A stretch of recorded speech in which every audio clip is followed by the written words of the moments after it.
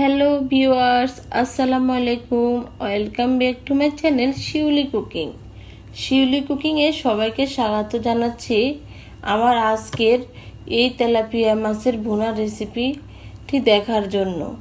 আজকে আমি আস্ত তেলাপিয়া মাছ ভুনা করে দেখাবো, আর যেটা খেতে অসম্ভব মজা।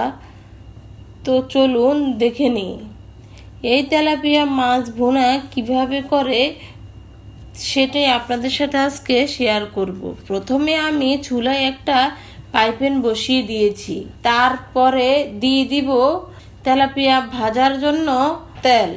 4টা আস্ত তেলাপিয়া মাছ আমি ভালো ধুয়ে পরিমাণ মতো লবণ হলুদ মেখে নিয়েছিলাম। পাইপ্যানে তেল গরম হলে এখন লবণ হলুদ মাখানো মাছ দিয়ে দিচ্ছি। আমি তেলাপিয়া মাছগুলো এপিট ওপিট করে উল্টে দিব। তেলাপিয়া মাছগুলো মুচমুচে করে ভেজে নিতে হবে। দিয়ে দিচ্ছি পেঁয়াজ কুচি, আপনারা চাইলে পেঁয়াজ বাটা ইউজ করতে পারেন। পেঁয়াজ ভালো করে ভেজে নিতে হবে। পেঁয়াজটা ভেজে নেওয়া হলে দিয়ে দিব সামান্য পরিমাণে পানি। দিয়ে দিব সামান্য পরিমাণে জিরে বাটা, রসুন বাটা, আদা বাটা দিয়ে পেঁয়াজের সাথে ভালো করে ভেজে নিব।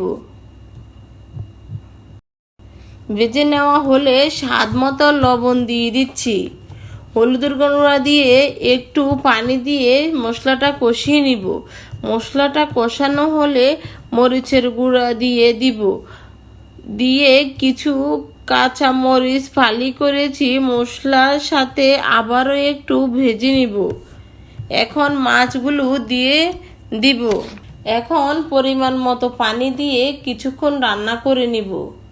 গরমের দিনে এইভাবে তেলাপিয়া মাছ ভুনা করলে খেতে খুব মজার হয়। তেলাপিয়া মাছ রান্না অনেকে অনেকভাবে করে থাকে। তেলাপিয়া মাছটা রান্না হয়ে গেছে, এখন আমি ধনিয়া পাতা দিয়ে দিব। 2 মিনিট রান্না করব। রান্না করা হয়ে গেছে।